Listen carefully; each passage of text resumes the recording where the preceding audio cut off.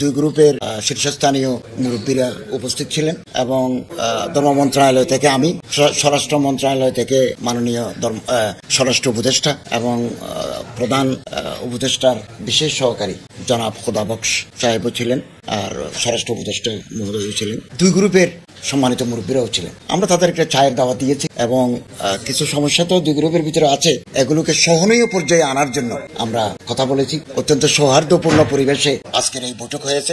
আমরা আগামী দিনে আরো তাদের সাথে বৈঠক করব, একটু কাছাকাছি নিয়ে আসা। এবং আপনারা জানেন গত বছর একটা হত্যাকাণ্ড সংঘটিত হয়েছে, এরকম পরিস্থিতি যাতে আগামী দিনে না হয়, পুনরাবৃত্তি না ঘটে, এ ব্যাপারে আমরা উভয় পক্ষের সহযোগিতা চেয়েছি, তাদের পরামর্শ চেয়েছি। এভাবে আজকের বৈঠকটা সমাপ্ত হলো। আমরা আগামী দিনে বসে তাবলিগে জামাতের কর্মকাণ্ড যাতে সুষ্ঠুভাবে চলে সেদিকে আমরা অগ্রসর হব।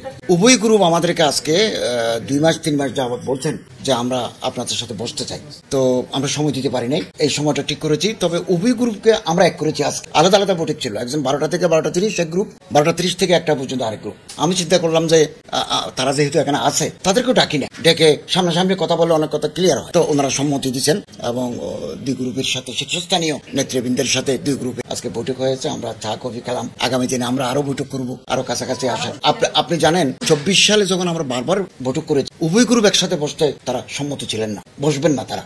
It is the first time, এটাই প্রথম যে উভয় গ্রুপ দুজন উপদেষ্টা একজন বিশেষ সহকারীর সামনে বসে এগুলো আলাপ আলোচনা করার সুযোগ করে দিল।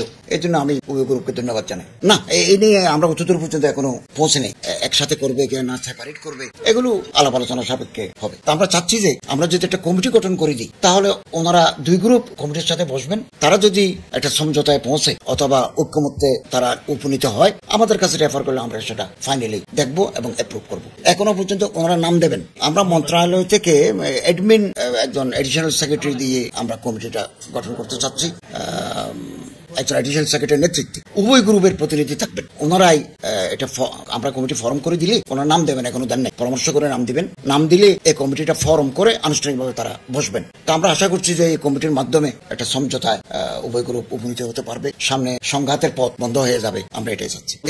আমরা ওই পর্যায়ে পৌঁছে নেই এখনো। না, আমরা কমিটির উপর দায়িত্ব দিচ্ছি। আমরা যে কমিটি গঠন করে দিচ্ছি, ওই কমিটি এগুলো আলোচনা করবে, নানা দিক নানা আসপেক্টস, ওখান থেকে একটা সমাধান বেরিয়ে আসবে।